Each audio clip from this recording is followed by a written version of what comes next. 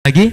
Pathfinder, Pathfinder, Pathfinder, Pathfinder. Baik, puji Tuhan. Saya ucapkan selamat hari Sabat kepada semua jemaat yang ada di Jemaat Jember dan juga seluruh jemaat di distrik Jember.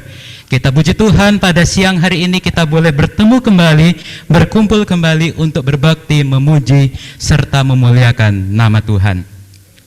Pada hari Sabat ini adalah hari Sabat yang istimewa bagi kita. Oleh karena apa? Oleh karena hari Sabat ini adalah perayaan Hari Pathfinder di seluruh dunia. Ulang tahun Pathfinder yang ke-71. Dan judul dari tema besar Pathfinder Day pada tahun ini adalah I Will Go. Dan untuk itu,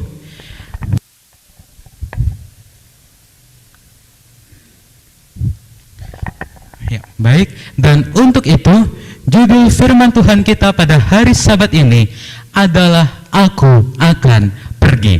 Satu judul yang sudah sangat sering kita dengarkan di sepanjang tahun 2021 ini.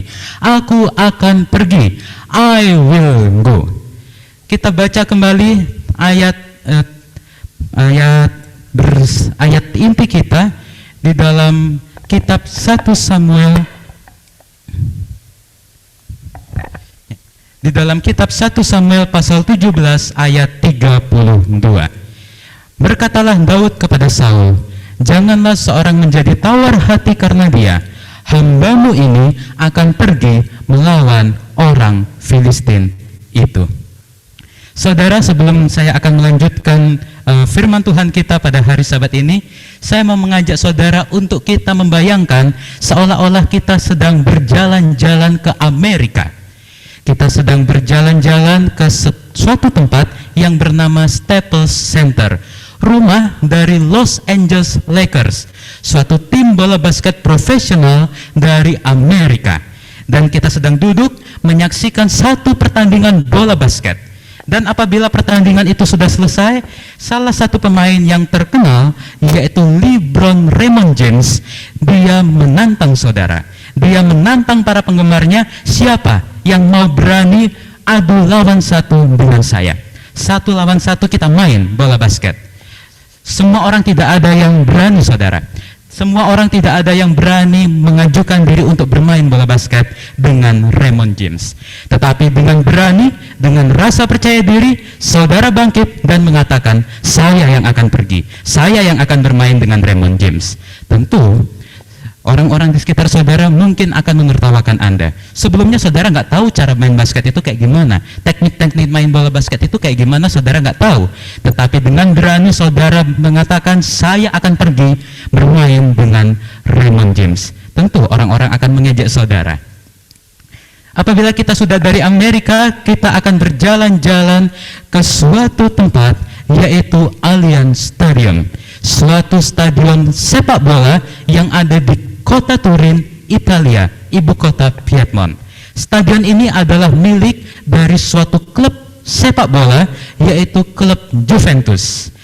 Satu klub ini adalah satu-satunya tim sepak bola di Italia yang pertama kali mempunyai stadion sendiri. Dan kembali saudara menyaksikan pertandingan sepak bola, dan di akhir pertandingan salah satu pemain yang terkenal, yaitu Cristiano Ronaldo, dia menantang saudara, siapa yang mau bermain 1 lawan 1 dengan saya. Dan kembali semua orang tidak ada yang berani. Dan saudara dengan rasa percaya diri, dengan yakin, saudara mengatakan, saya yang akan bermain. Padahal saudara nggak tahu cara main sepak bola itu kayak gimana. Tetapi saudara dengan yakin mengatakan, saya yang akan bermain dengan Anda. Kalau tadi kita sudah berjalan-jalan ke dua tempat, sekarang saya ingin mengajak saudara untuk kita mundur ke masa lalu. Kita mundur ke masa lalu di mana ada satu pertempuran yang sangat hebat, yaitu satu pertempuran bersama Goliat. Kita mungkin sudah tahu cerita tentang Daud melawan Goliat ini.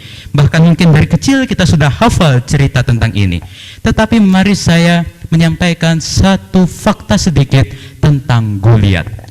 Goliat ini saudara, tingginya adalah 6 hasta dan 1 jengkal.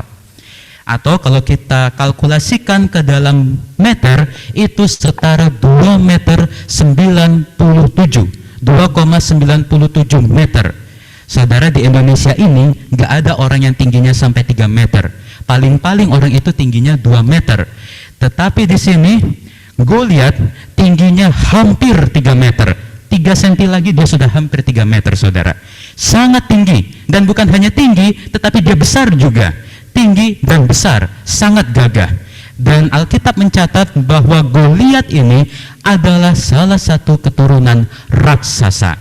Oleh karena dia badannya besar, kalau dia pergi berperang, baju yang dia pakai itu, baju besi itu, timbangannya dari perunggu seberat 5.000 sikal. Atau kalau kita ubah ke dalam kilogram, sebesar 57 kilogram. Sangat berat, saudara. Saya memakai baju yang beratnya 1 kilo saja sudah nggak kuat. Ini beratnya 57 kilo, saudara, bajunya Goliat ini. Hampir seberat badan satu orang. Sangat berat baju yang dia pakai. Dan bukan hanya itu, kalau dia pergi kemana-mana, tombaknya itu, saudara, yang dia tenteng-tenteng kemana itu beratnya 600 sikal atau 6,8 kilogram. Itu dia bawa kemana-mana, saudara, pada saat dia berperang. Dia bawa itu, dia tenteng-tenteng itu tombak sebesar 6,8 kilogram. Saya kalau membawa LPG yang 3 kilo itu saja dari depan sana ke rumah itu sudah sangat berat. Ini dia bawa itu 6,8 kilogram kemana-mana. Sangat luar biasa ini Goliat. Dan saudara, pada saat itu tidak ada orang yang berani melawan Goliat. Kalau di 2 kompetisi sebelumnya menantang Raymond James dan Cristiano Ronaldo itu masih bolehlah, nggak ada orang yang berani karena nggak ada hadiahnya. Buat apa saya menantang Cristiano Ronaldo dan Raymond James? Orang nggak ada hadiahnya, yang ada hanyalah mempermalukan diri saya sendiri. Itu masih tidak apa-apa, saudara. Ini kalau ada yang berani melawan Goliat itu, memenangkan pertempuran itu, akan diberi hadiah yang luar biasa oleh Raja Saul, yaitu kalau cowok akan dijadikan menantunya, kalau cewek pun akan dijadikan menantunya. Satu hadiah yang luar biasa, saudara. Tetapi tidak ada yang berani melawan Goliat. Mungkin pikir daripada bangsa Israel, daripada tentara-tentara Israel, buat apa saya melawan Goliat? Saya ini masih muda, saya ini belum punya anak, saya nggak mau mati muda, saya nggak mau meninggalkan istri saya tanpa anak, saya nggak mau menghabisi keturunan saya. Mungkin itu adalah pikir tentara Israel.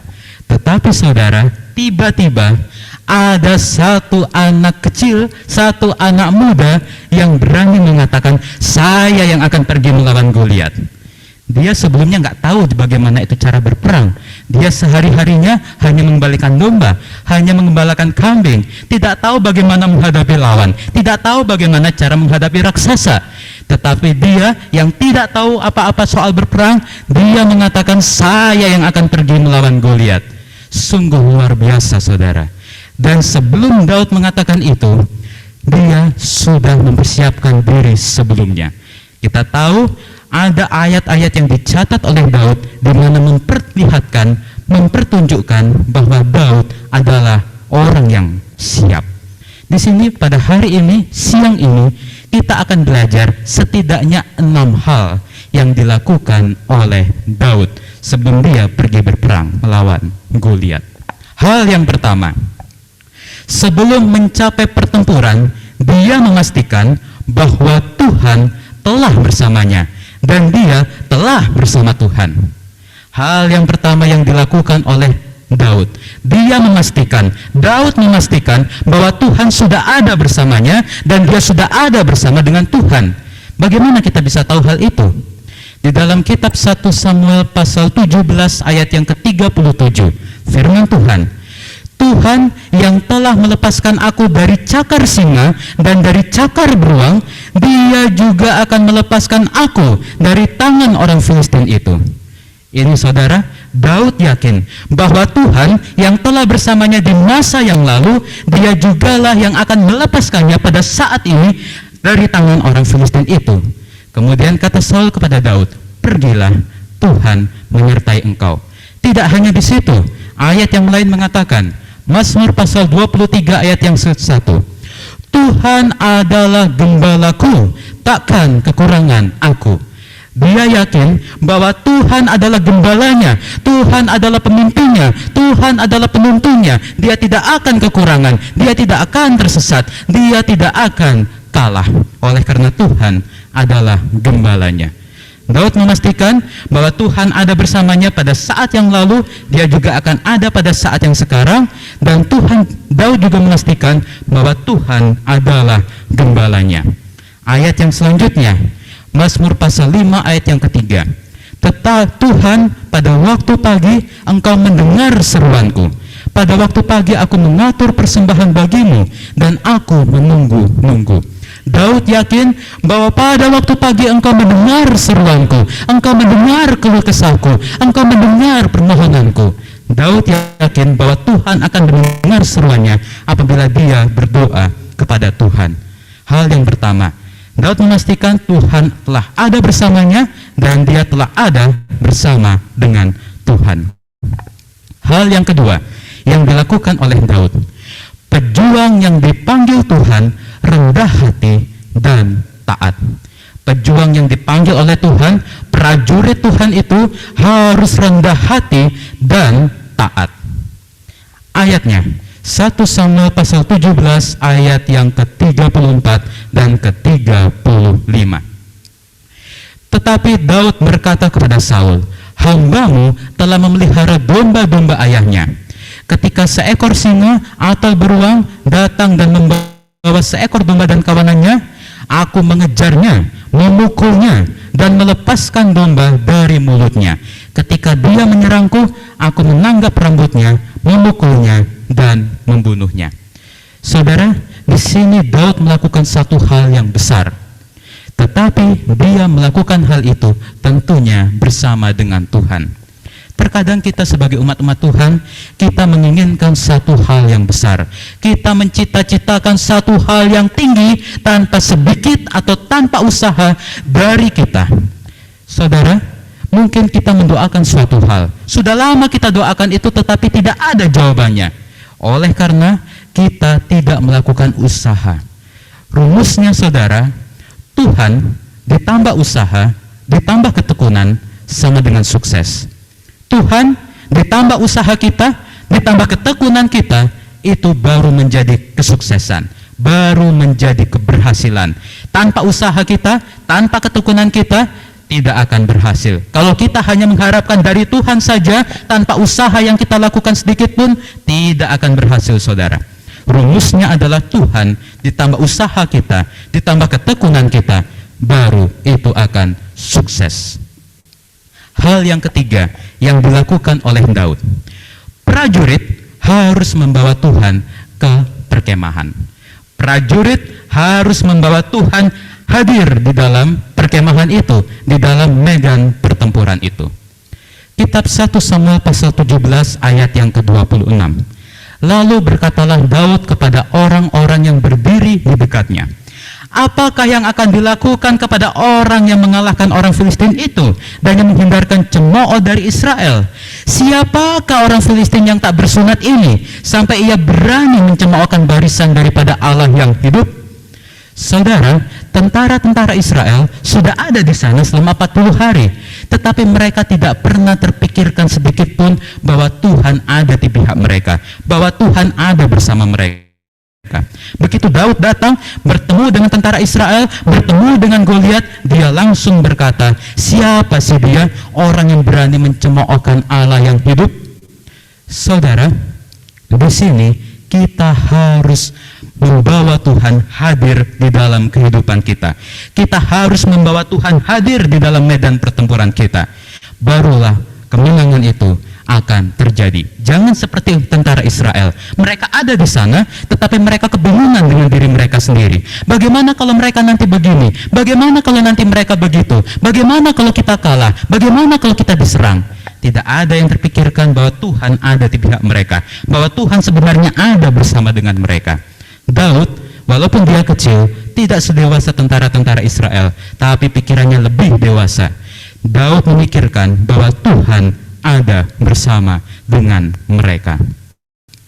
Hal yang keempat, pejuang prajurit itu tidak akan takut jika Tuhan ada di pihak mereka. Prajurit Tuhan tidak akan takut, tidak akan khawatir, tidak akan cemas apabila Tuhan ada di pihak mereka. Daud yakin akan hal itu.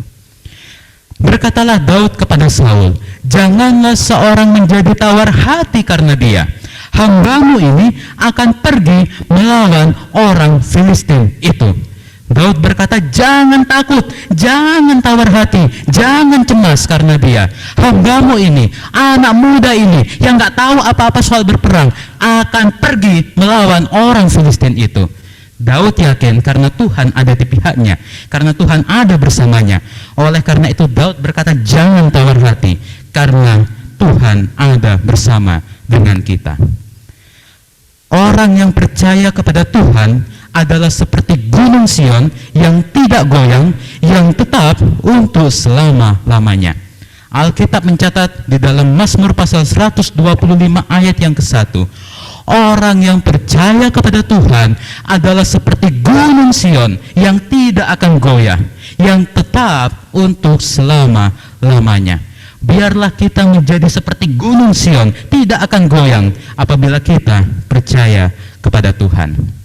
Hal yang kelima, saudara, yang dilakukan oleh Daud.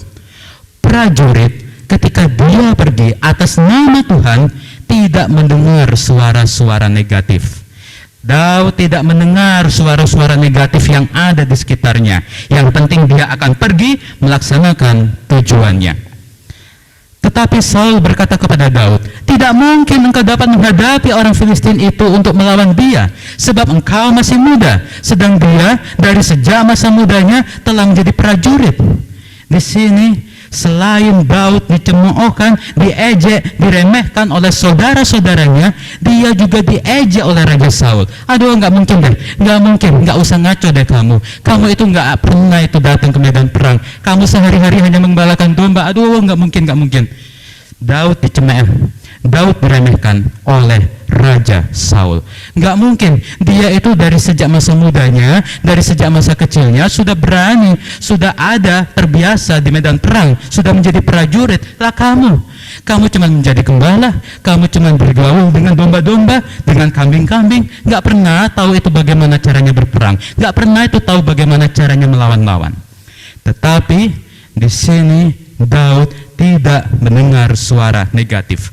Walaupun saudaranya mengejeknya, walaupun saudaranya meremehkannya, walaupun Raja Saul meremehkannya, tetapi Daud tidak hiraukan itu.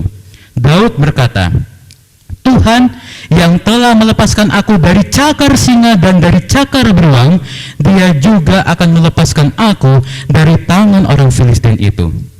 Di sini Daud meyakinkan kembali Raja Saul, "Tuhan yang telah melepaskan aku dari cakar singa, dari cakar beruang, yang telah ada bersama dengan aku di masa yang lalu, dia juga akan melepaskan aku dari tangan orang Filistin itu." Sungguh luar biasa keberanian Daud, sungguh luar biasa kepercayaan Daud. Walaupun dia sudah dihina, tetapi dia tidak goyah, dia tetap maju. Bisa saja waktu itu ketika Daud sudah diremehkan, Daud sudah diejek oleh saudara-saudaranya, bahkan oleh Raja Saul, dia mundur, dia pulang kembali ke rumah. Buat apa saya di sini? Orang saya nggak dipercaya, orang saya diejek, orang saya diremehkan. Buat apa saya repot-repot pergi melawan Goliat? Nanti kalau saya kalah juga saya akan mati. Buat apa saya merelakan nyawa saya? Bisa saja Daud seperti itu. Tetapi di sini Daud mengatakan, "Tuhan akan bersama dengan aku. Dia akan melepaskan aku dari tangan orang Filistin itu." Daud tidak mendengarkan suara-suara negatif. Kalau pepatah mengatakan, anjing menggonggong, kafilah berlalu. Sebagai prajurit Tuhan, sebagai umat-umat Tuhan, mungkin kita terkadang akan melakukan satu hal yang besar. Mungkin terkadang kita akan melakukan satu hal yang luar biasa, satu hal yang tinggi, yang mungkin orang lain mengira bahwa kita tidak bisa melakukannya. Dan terkadang banyak godaan-godaan, banyak yang mengejek kita. Nggak mungkin kamu bisa melakukan itu, nggak mungkin kamu bisa melakukan ini, itu nggak mungkin bagi kamu, itu terlalu berat bagi kamu. Terkadang kita sebagai umat-umat Tuhan menerima hal-hal seperti itu. Tetapi oleh pelajaran dari Daud, kita diingatkan, Jangan sedikit pun mendengar suara-suara negatif dari orang-orang di sekitar kita. Tetap fokus atas apa yang kita tujukan. Hal yang terakhir, hal yang keenam yang dilakukan oleh Daud. Prajurit mengisi mulutnya dengan Tuhan dan firman-Nya. Prajurit Tuhan harus mengisi mulutnya, mengisi dirinya, memenuhi dirinya dengan Tuhan dan firman-Nya. Engkau mendatangi aku dengan pedang dan tombak dan lembing, tetapi aku mendatangi engkau dengan nama Tuhan semesta alam, Allah segala barisan Israel yang kau tantang itu.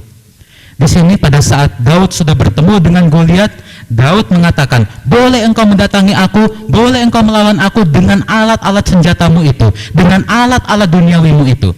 Tetapi aku, seorang muda yang gak tahu apa-apa soal berperang, aku mendatangi engkau dengan nama Tuhan semesta alam, Allah segala barisan Israel yang kau tantang itu. Satu perkataan, satu kalimat yang bukan main-main yang diucapkan oleh Daud. Orang Israel gak ada yang berani menghadapi Goliat. Orang Israel gak ada yang berani mengatakan hal seperti itu kepada Goliat dan juga kepada seluruh tentara Filistin. Tetapi Daud, dia seorang muda, dia berani mengatakan seperti itu. Bukan hanya itu saja, Daud kembali melanjutkan kata-katanya. Hari ini juga Tuhan akan menyerahkan engkau ke dalam tanganku, dan aku akan mengalahkan engkau dan memenggal kepalamu dari tubuhmu. Hari ini juga aku akan memberikan mayatmu dan mayat tentara orang Filistin kepada burung-burung di udara dan kepada binatang-binatang liar, supaya seluruh bumi tahu bahwa Allah Israel mempunyai Allah. Di sini Daud memastikan bahwa hari ini juga engkau akan mati. Daud memastikan bahwa hari ini juga Israel akan menang. Daud memastikan bahwa hari ini juga Tuhan akan menyatakan kuasanya kepada orang-orang Filistin. Bukan hanya kepada orang-orang Filistin, tetapi di sini Daud mengatakan supaya segenap jemaah ini tahu. Jemaah yang dimaksudkan adalah tentara Israel, orang-orang Israel, bahwa Tuhan menyelamatkan bukan dengan pedang dan bukan dengan lembing, sebab di tangan Tuhanlah pertempuran, dan Ia pun menyerahkan kamu ke dalam tangan kami. Daud bukan hanya menyadarkan orang lawan, bukan hanya menyadarkan orang-orang Filistin, tetapi Daud juga menyadarkan jemaahnya, orang-orang Israel, bahwa Tuhanlah yang menyelamatkan, bukan dengan pedang, bukan dengan senjata-senjata, sebab di tangan Tuhanlah pertempuran, dan Ia pun akan memberikan kemenangan. Daud memberikan penjelasan. Daud mengingatkan kepada bangsa Israel, gak usah takut, hari ini juga Tuhan akan menyatakan kuasanya. Tuhan akan menyelamatkan kita bukan dengan senjata, tetapi oleh tangan Tuhan sendirilah. Saudara, di sini Daud seorang yang muda. Daud seorang yang tidak sedewasa tentara-tentara Israel. Dia bukan anggota kemiliteran. Dia tidak pernah belajar bagaimana caranya berperang. Tetapi oleh Daud, bangsa Israel bisa dimenangkan oleh kuasa Tuhan. Saudara, kita sudah tahu bagaimana akhir dari ceritanya. Akhirnya Daud berlari mendapatkan orang Filistin itu, lalu berdiri di sebelahnya. Diambilnyalah pedangnya, dihunusnya dari sarungnya, lalu menghabisi dia. Dipancungnyalah kepalanya dengan pedang itu. Ketika orang-orang Filistin melihat bahwa pahlawan mereka telah mati, maka larilah mereka. Oleh Daud, oleh seorang muda, oleh orang yang bukan anggota tentara Israel, Israel dimenangkan. Dia akhirnya bisa mengalahkan Goliat yang gagah perkasa itu. Dia akhirnya bisa mengalahkan lawan yang luar biasa itu, lawan yang besar itu, oleh tangan Tuhan, bukan oleh senjata. Kita ingat sebelum Daud pergi berperang, dia sempat dikenakan baju-baju senjata, tetapi dia tidak nyaman memakainya. Dia tidak bisa memakainya. Dia hanya mengandalkan senjata yang sederhana. Tetapi oleh itu Tuhan memenangkan bangsa Israel. Pelajaran bagi kita pada hari Sabat ini. Terkadang Tuhan memakai hal-hal yang sederhana, hal-hal yang di luar ekspektasi kita, hal-hal yang di luar pemikiran kita untuk menyatakan kuasanya. Di sini Tuhan memakai Daud, orang yang biasa-biasa saja. Tuhan memakai senjata yang dipakai oleh Daud, senjata yang sederhana. Tetapi apapun yang dipakai oleh Tuhan, itu bisa untuk menyatakan kuasanya. Sekarang ini mungkin kita orang yang biasa, mungkin kita bukan seorang pemimpin, mungkin kita bukan seorang pejabat, mungkin kita nggak hebat dalam melakukan hal-hal yang luar biasa. Tetapi yakinlah bahwa bersama dengan Tuhan, apabila Tuhan ada di pihak kita, Tuhan pasti akan memberikan kita kemampuan. Saudara, tidak terasa hanya 15 menit saya berkhotbah dan kita sudah tiba di kesimpulan. Kesimpulannya saudara, jika Anda bersedia menjawab panggilan tersebut dan berkata, "Aku akan pergi," apa yang harus Anda lakukan? Apabila saudara sudah bersedia menjawab panggilan Tuhan, "Aku akan pergi keluar sana, bertemu dengan orang-orang yang belum saya kenal, bertemu dengan orang banyak yang hebat-hebat, yang luar biasa," saudara harus melakukan hal-hal ini. Paling tidak ada 11 hal yang saudara harus lakukan. Yang pertama, jika Anda akan pergi, pastikan bahwa Anda sudah bertemu lebih dahulu dengan Tuhan. Apabila saudara ingin pergi keluar sana, ingin mengabarkan kebenaran Tuhan, pastikan lebih dahulu bahwa Anda sudah bertemu dengan Tuhan, bahwa Anda sudah berada di pihak Tuhan. Hal yang kedua, jika Anda akan pergi, Anda harus rendah hati dan taat kepada firman-Nya. Anda harus rendah hati, Anda harus taat kepada firman-Nya. Jangan mengandalkan diri Anda sendiri, jangan mengandalkan kemampuan kita sendiri, tetapi kita harus rendah hati dan menaati firman-Nya. Hal yang ketiga, jika Anda akan pergi, pastikan untuk menaati perintah-perintah-Nya. Jika kita akan pergi, kita harus memastikan bahwa kita akan menaati perintah-perintah Tuhan. Jangan semaunya sendiri, jangan sakarepe dewe kalau orang-orang Jawa mengatakan.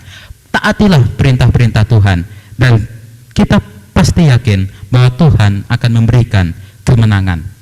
Hal yang keempat, jika Anda akan pergi, taruhlah semua kepercayaan Anda kepada Tuhan. Jika kita akan pergi, kita harus percaya kepada Tuhan. Kita harus menaruh segala kepercayaan kita kepada Tuhan. Kita harus menyerahkan segala kekhawatiran kita, segala keluh kesah kita, segala keraguan kita kepada Tuhan. Maka Tuhan akan menolong kita.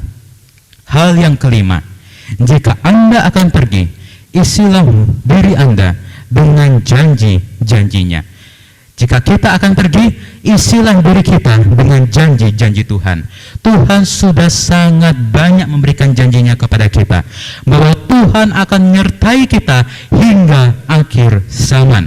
Itu adalah janji yang pasti dari Tuhan. Dan percayalah kepada janji itu, bahwa Tuhan akan menyertai kita.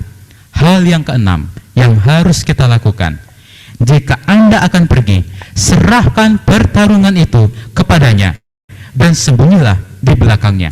Apabila kita akan pergi, kita harus menyerahkan hal itu kepada Tuhan dan bersembunyilah di belakangnya.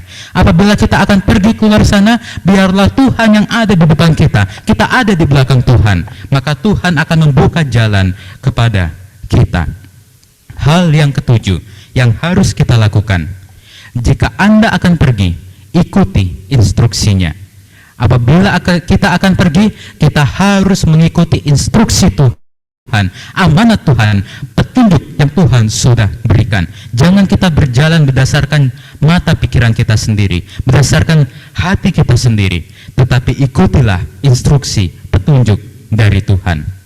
Hal yang kedelapan, jika Anda akan pergi, belajarlah untuk mendengar suaranya. Apabila kita akan pergi, kita harus belajar untuk mendengar suaranya. Jangan kita menutup hati kita, jangan kita menutup mata kita, telinga kita, diri kita terhadap Tuhan.